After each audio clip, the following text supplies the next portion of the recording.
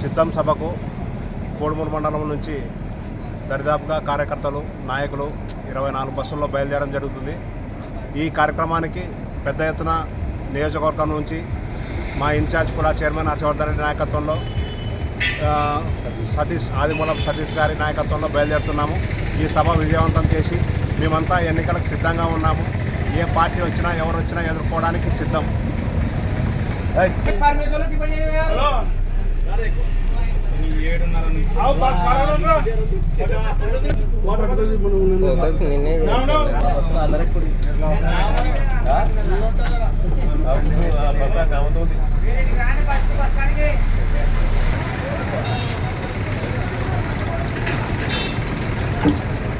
కోడుమూరు మండలం నుంచి ఈరోజు సిద్ధం కార్యక్రమానికి 24 బస్సుల్లో నాయకులు కార్యకర్తలందరూ తరలి వెళ్తున్నారు.